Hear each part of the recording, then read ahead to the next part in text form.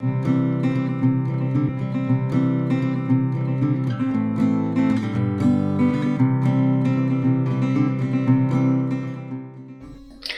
राधे सभी को नवरात्रि की बहुत बहुत शुभकामनाएं। तो आज है नवरात्रि का छठा स्वरूप, तो माता के छठे स्वरूप की महिमा का वर्णन करेंगे।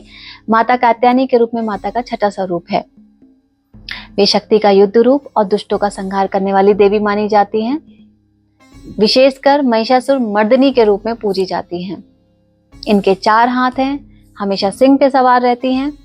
हाथों में इनके कमल, तलवार और आशीर्वाद देने की मुद्रा है। इनका स्वरूप अत्यंत ही तेजस्वी, दिव्य और वीरता से भरा हुआ है। एक छोटी सी कहानी है जो मैं आपको बताऊंगी, जिसके द्वारा हम इनकी महिमा का गुणगान करेंगे। एक महिषासुर नाम का असुर था, जिसने कठोर तपस्या से ब्रह्मा जी से वरदान पाया कि कोई भी दानव या देवता उसका वध नहीं कर सकता, केवल देवी ही उसका वध कर सकती हैं। वरदान पाने के बाद वो बहुत ही अत्याचारी हो गया। उसने देवताओं को स्वर्ग से निकाल दिया, पृथ्वी पर भी आतंक फैलाया। तभी सभी देवता परेशान होकर भगवान विष्णु, भगवान ब्रह्मा और भगवान शिव के पास पहुंचे। वहां उन्होंने प्रार्थना की। तभी तीनों देवताओं यानी कि ब्रह्मा, विष्णु, महेश की दिव्य शक्ति से यानी दिव्य शक्ति के संयोग से एक दिव्य तेज उत्पन्न हुआ, जिससे माता कात्यायनी माता उत्पन्न हुई। उन्होंने सभी देवताओं से अस्त्र शस्त्र प्राप्त किए और महिषासुर से युद्ध किया। युद्ध करने के बाद उन्होंने महिषासुर का वध कर दिया और देवताओं को पुनः उनका स्वर्ग वापस दिलाया। इस तरह से माता कात्यायनी के रूप में पूजे जाने लगी। माता कात्यायनी माता यानी कि आज्ञा चक्र, तीसरे नेत्र की अधिष्ठात्री देवी हैं।